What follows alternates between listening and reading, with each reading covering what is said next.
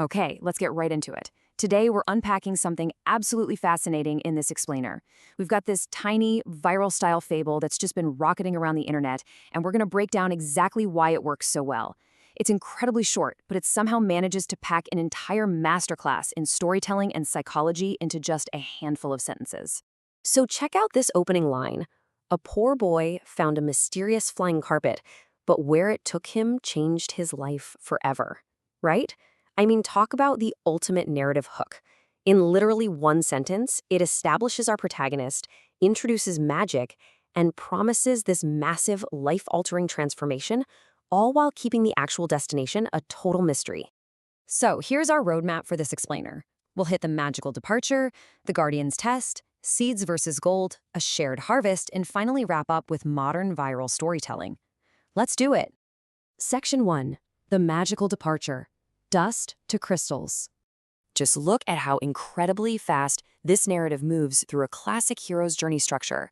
Boom, step 1, he finds the carpet, that's our departure. Step 2, flying to the island, the initiation. Step 3, meeting the Guardian, the test. Step 4, choosing the seeds, the choice. And step 5, feeding his village, the triumphant return. It is lightning fast.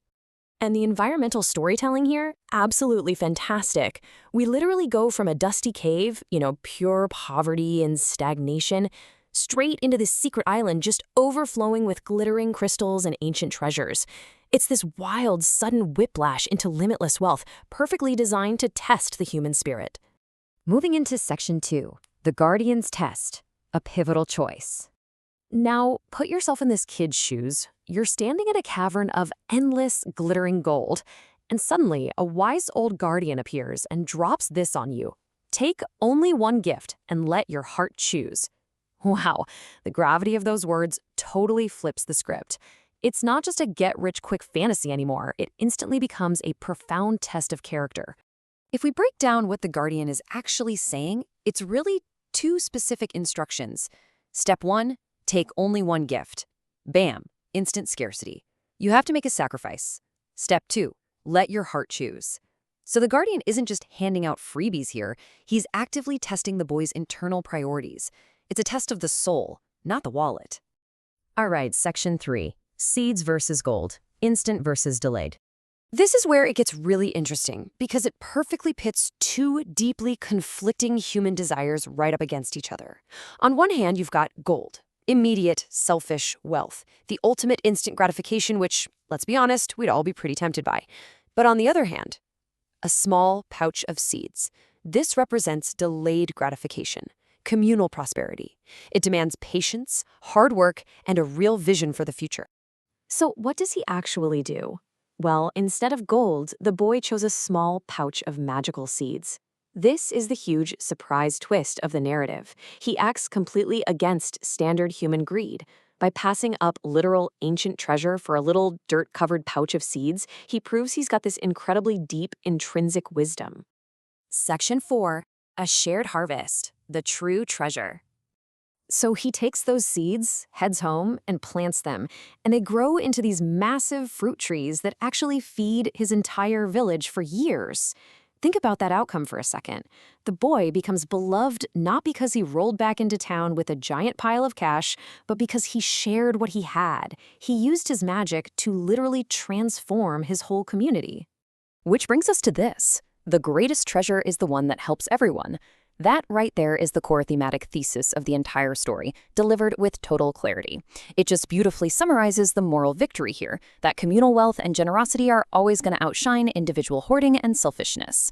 It's an absolutely timeless lesson packed into one single punchy sentence.